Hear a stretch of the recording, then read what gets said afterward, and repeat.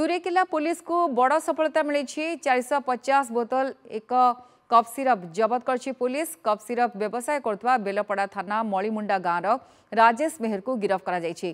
तुरेकेला थाना अंचल में चलता बेआईन निशा व्यवसायी मानक पुलिस कड़ा नियम करछि।